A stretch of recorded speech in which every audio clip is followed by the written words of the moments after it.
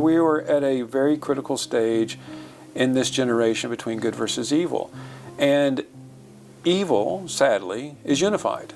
Russia, China, North Korea, Iran are all working together seamlessly. They really are. The good guys are not. Coming up on British Thought Leaders, Dane Waters talks about the dangers of the Chinese Communist Party and its development of AI. They don't believe in democracy. They don't believe in freedom. They don't believe in human rights. So if you have somebody who controls these tools silently, they're going to be using it for their goals, and they're not the goals that we in the free world believe in. Dane talks about actions to limit the damage. We have to hold organizations like Huawei responsible. We have to, so we need to pass legislation that limits China's ability to collect data. And why Westminster needs to stand against CCP influence. Look at the power they have in this country, where they're talking about where they're going to build their embassy. Look at the human rights violations. You look at what they're doing. They're supporting Russia. They're violating civil liberties. All the things that they're doing. Yet countries around the world, whether it's the UK or others, are saying, "Hey, okay, I'm still not going to go against you. I'm going to do whatever."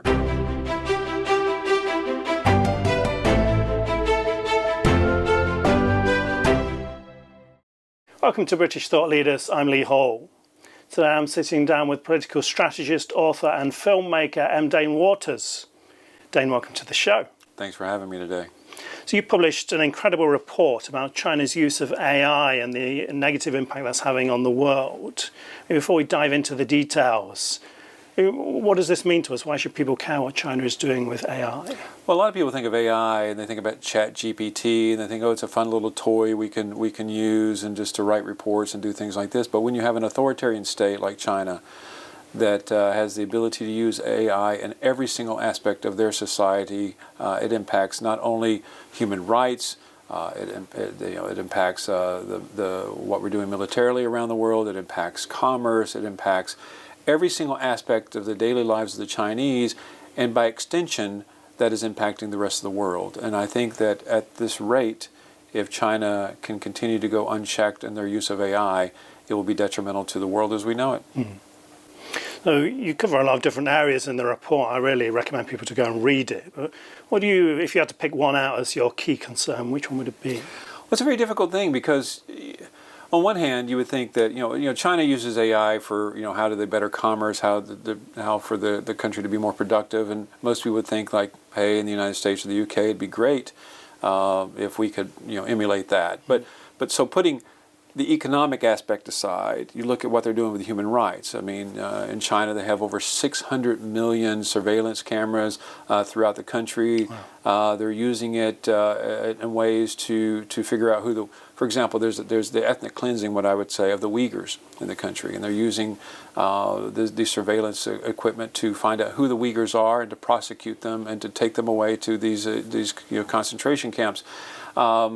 So from a human rights standpoint, the first thing that bothers me the most is how they're using it to infringe upon individual liberties and human rights. That's number one. The second thing is what they're doing with AI from a military standpoint. From the strategic planning that they're doing, they're using AI to support Russia and their efforts against Ukraine. Right. But they're also using AI to diminish the democracy in Taiwan. So from a global security standpoint, what they're doing with AI is of great concern to me as well. Mm. So can we dive into this warfare one a bit more? How is AI being used to change warfare?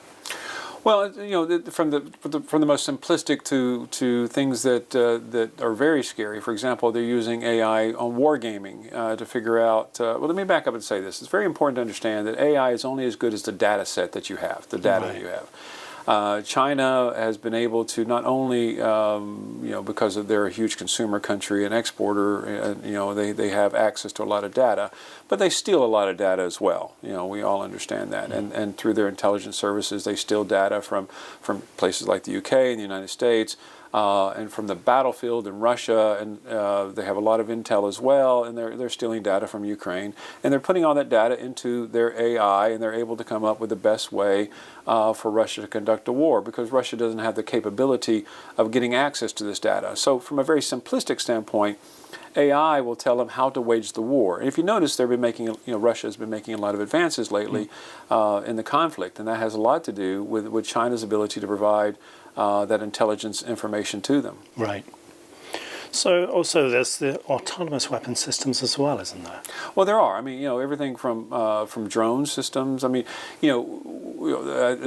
Russia today sent 452 drones in a single night into Ukraine, one of the greatest attacks that they've had since the beginning of the war. These are all just. You don't have 452 people sitting in a room just deciding where these weapons go. It's all through the autonomous systems that are created by places like China and countries like China. So these weapons are deciding whether to kill someone themselves. There's not a person. That's exactly right, and that's what's scary. I mean, when we were younger, I mean, I want to age myself here, we saw War Games in the movie with Matthew Broderick where the computer took over and decided whether to launch nuclear weapons or not. I mean, we are getting to that point.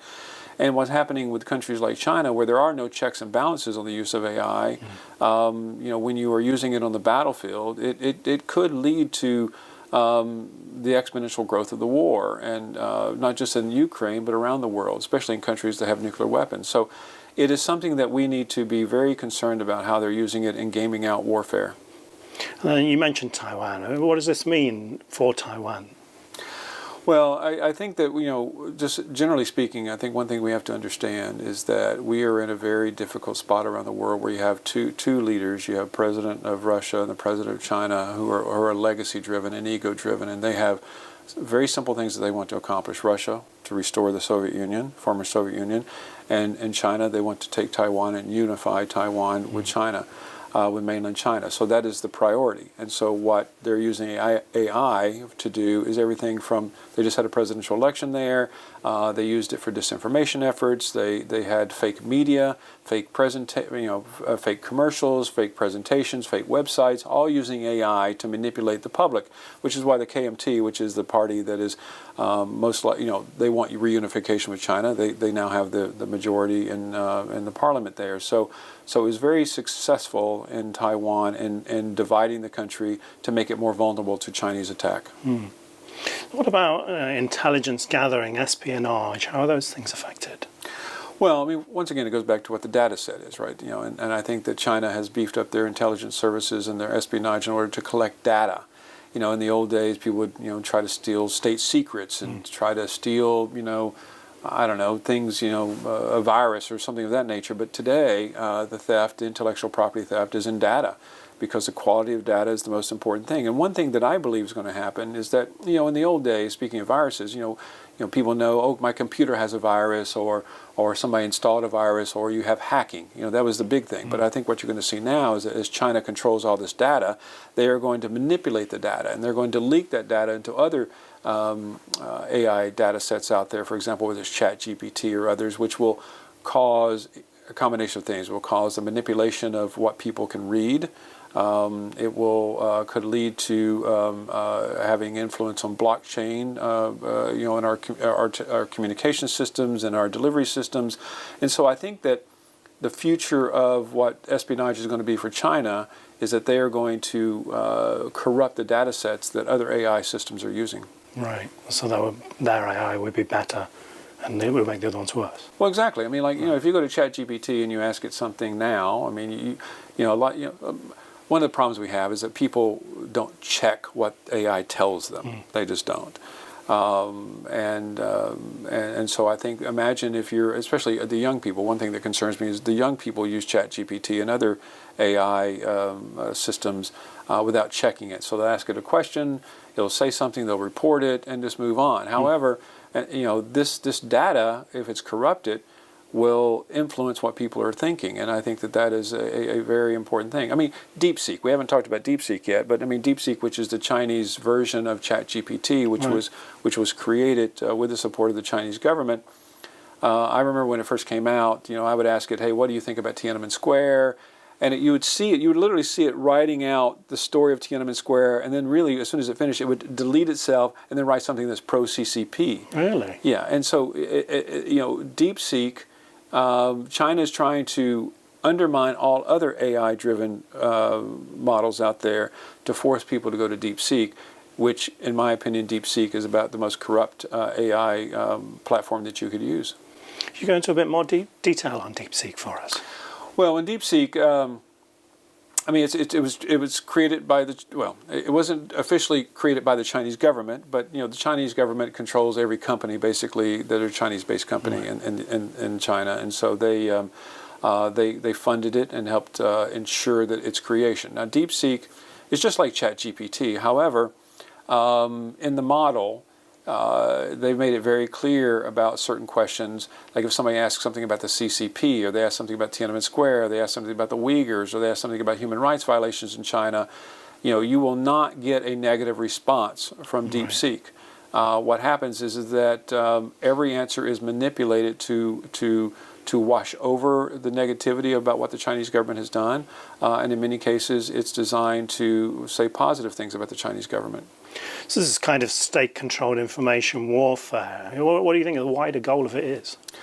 Well, one thing that concerns me, and as we talked about earlier in the show, we talked about how most people would sit here and argue that using AI to better productivity and better how companies operate is a good thing. Well, yes, and on the face of it, it's a good thing. But when you have a country like China, which is, to me, is really the only country in the world that controls every aspect of their society, everything from the government to companies to the military to trade, whereas in the UK and the United States, the government doesn't have they don't absolutely control what the economy does and what businesses do, and neither in the United States. But in China, they control everything. So using AI in a fully integrated way that China does, and there are no checks and balances on the Chinese government, and they are not driven by freedom and democracy and doing things that are good, good for human rights.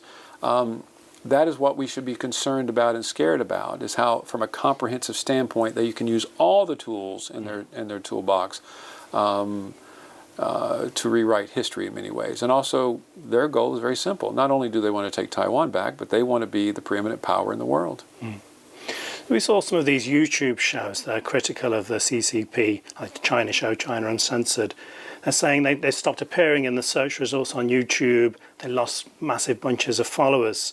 Whereas people that search for China topics, they find people who've got maybe 1 follower or 2 followers appearing above these million-follower accounts. Do you see these tech companies as being manipulated by the CCP, or are they part of the problem? I think it's a combination. I think they are being manipulated, and I think they are part of the problem. I mean, every tech company is profit-driven. China is a huge market, over 1.5 billion people. They don't want to they don't want to limit their opportunity to sell into that country. So one of the problems we have is that companies like Microsoft and Facebook and others are trying to break into China. So it is a huge issue just from a profit. Stockholders. I mean, if you're head of a company, you gotta deliver for your stockholders. And so, if you look at where the largest markets are in the world, you try to break into that market. So I think companies themselves are at fault because they're profit driven, which I can't complain that they're profit driven. However, there does come a point in time where you have to put human rights and the safety of the world ahead of profits. And so I think we need to do a better job of pushing these companies to understand that. But I also think that they're being manipulated through Chinese use of AI. I mean, through the way they manipulate search engines, the way they manipulate, for example, when you talk about, how you can do a search and a show that has fewer followers comes up higher than a show that's critical of the CCP in China. I mean, that is because they're using the AI to manipulate the systems, and I think there needs to be greater firewalls. But you look at this fact that, for example, Facebook has, ever since President Trump was elected, they've pulled back on the way they monitor their systems. They don't have as many checks and balances. And I think that that you're going to see that from other companies as well. So the reduction on the checks and balances, internal controls of these companies, along with them being profit driven, along with what the CCP is doing, using AI to manipulate search results, I think is what you're talking about. It shows exactly how powerful that they are. On this subject of profit, etc., how is the CCP using AI to strengthen its economic dominance and manipulate markets? Well, they're doing it. They're doing everything from, for example, through the use of AI. They're doing everything from how they influence stock markets. They can actually decide exactly when to buy and sell certain products. They can, from a supply chain standpoint, if they see something, it's like the law of supply and demand. It increases prices when there's a lower supply. So they use AI to specifically say, to control the market when things are delivered to the market, so they can control the pricing of it, which they benefit the cost of that. Everything from they control cryptocurrency. They have they've manipulated so that they've banned all cryptocurrency in the country using AI and any form of cryptocurrency except for what they use as far as cryptocurrency is concerned. It's like the digital yuan or something. Yeah, and so they every aspect of the economy. They're using AI to control even from a banking sector. I mean, from once again, when you have the immense amount of data that they have and the computing power, it's not just data; it's also the computing power. Right. And they have the ability. They have huge computing farms that can actually go in there and in a hundredth of a millisecond, they can decide exactly from a currency rate exchange. When to buy, when to sell. And it's all controlled by the government. Once again, the U.S. and the U.K., they don't control things like they do in China. So China uses everything that they can to manipulate the markets for their own financial gain. So this is the key problem. We have an authoritarian regime that has access to this immensely powerful tool that in other free countries is not used by a regime like that. Exactly. And I think what's also important is to understand there's a fundamental difference of how China operates in the rest of the world. China does not operate on electoral systems, or every 4 years they have to change something, or there may be a new leader that has a different direction. I mean, they make decisions that are generational changes and 100-year plans that they stick with. And to that, democracy is critical. We must live in a democratic world.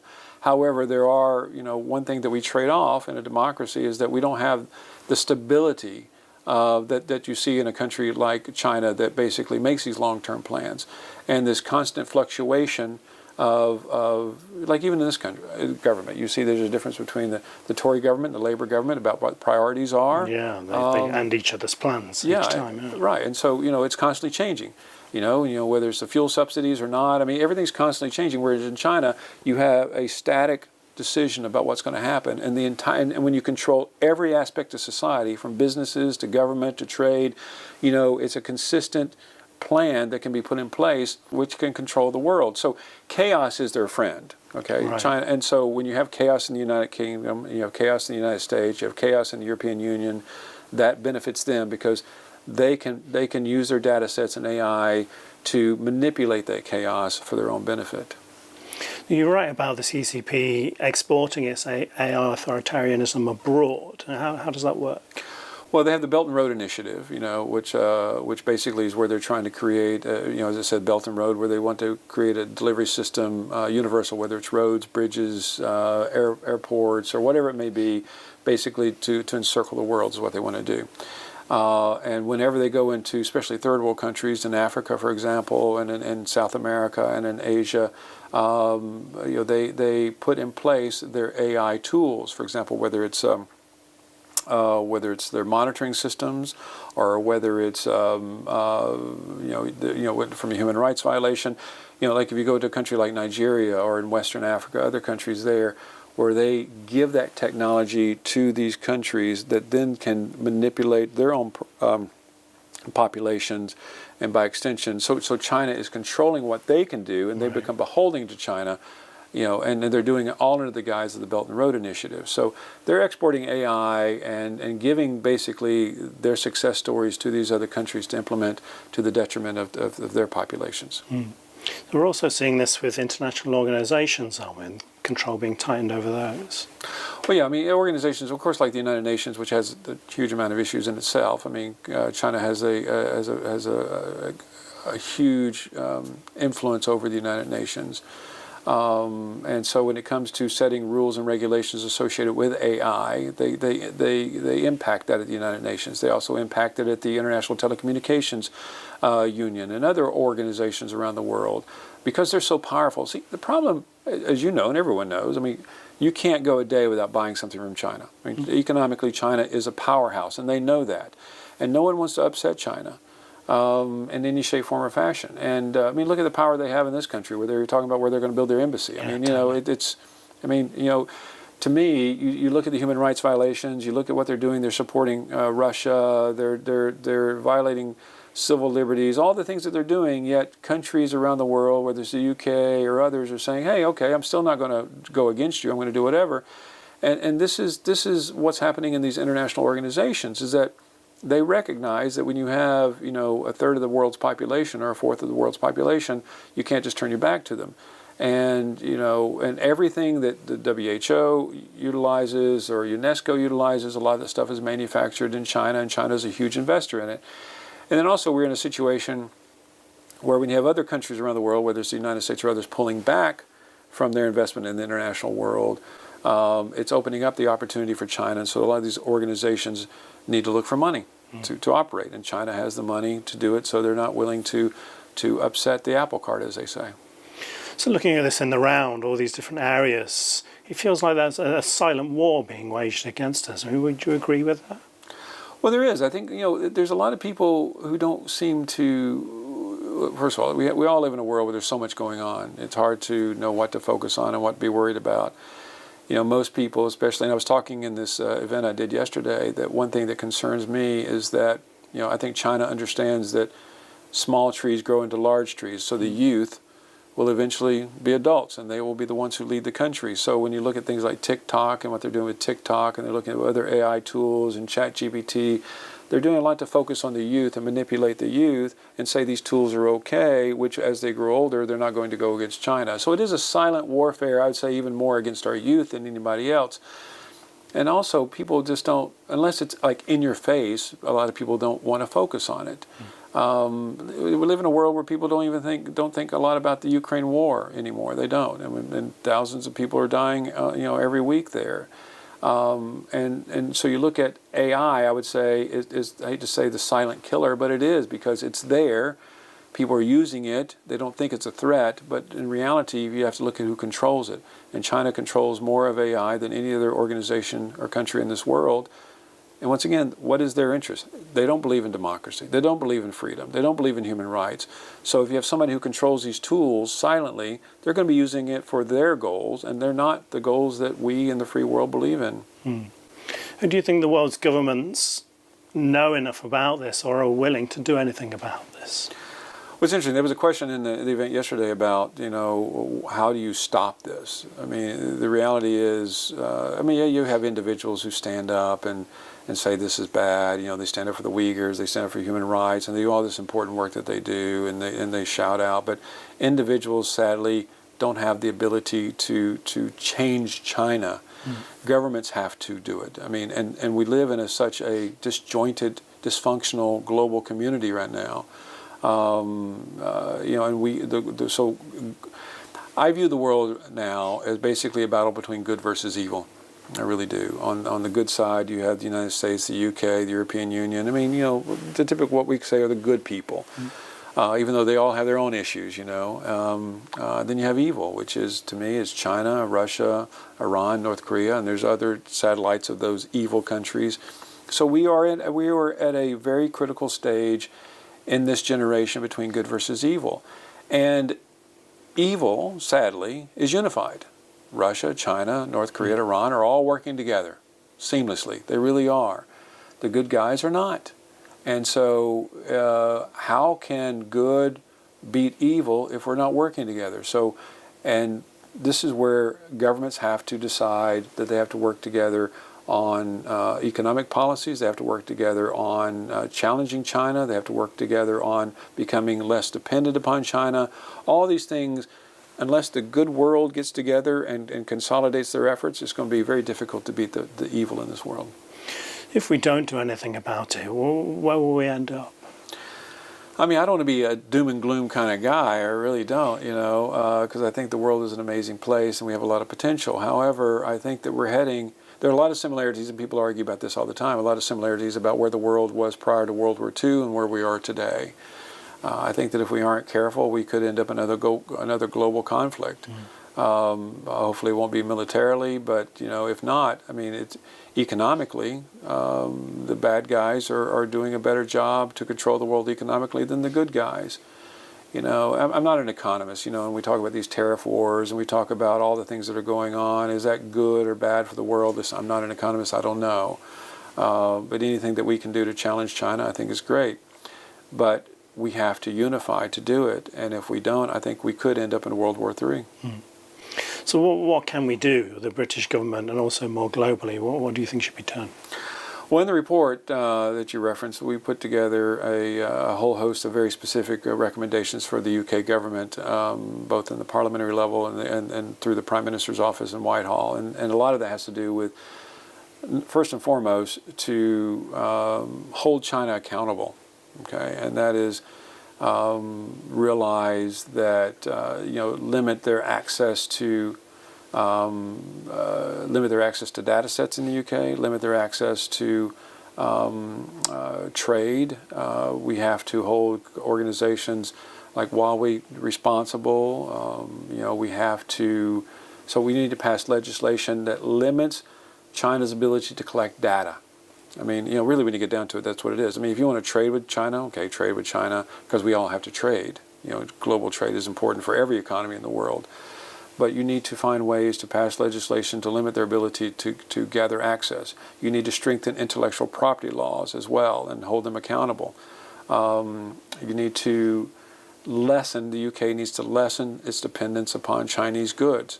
Now, the question then becomes, okay, where do you go when that happens? I mean, I think one of the big winners in all this fight against China is going to be India. I think India, who has the workforce and the capability and to produce the things that China produces, I think that they're just lying in wait and they realize that they're going to benefit from it. But I would also be very clear in saying that, India, people say, is the largest democracy in the world, which I think is kind of a joke in many ways because they have the same national security law that China does. There's a lot, so don't just turn a blind eye to China and go to India and then not hold India accountable. But I do think that India can replace and do a lot to lessen dependency upon China. So these are the things that the UK needs to do. And also hold them more accountable. I think one thing that the UK government can do is hold them accountable for their support for Russia in the war. I think that, to me, really the only reason that Russia has been able to survive as long as they have in this conflict is because of their support from China. Right. And I think that, and Russia is a threat to Europe. There's no doubt about it. And so I think one of the best ways to lessen that, you can spend more money. I mean, I love these debates about, okay, whether we're going to spend 3% or 2.5% or 4% or 5% on military spending, military defense. Great, do it. Spend that more money. However, you need to lessen the threat. Russia is the threat. And you do that by limiting China and what China is doing to support Russia. You do feel optimistic that we can tackle this? I'm an eternal optimist. I do believe that it can be tackled. I mean, the good guys, I do believe, will always prevail. What's the old saying? It's the darkest before the dawn. So I am an optimist. But it could be that the skies get darker before the dawn arrives. And I think if you look historically, the world has always performed the best when they were at the precipice, right? And I think we're at that precipice. So I'm hoping that when you're looking over into the abyss, that the world, the free world, is realizing we need to do something, and I think that we can turn the tide. Dane Waters, thanks for joining us. Thanks for having me.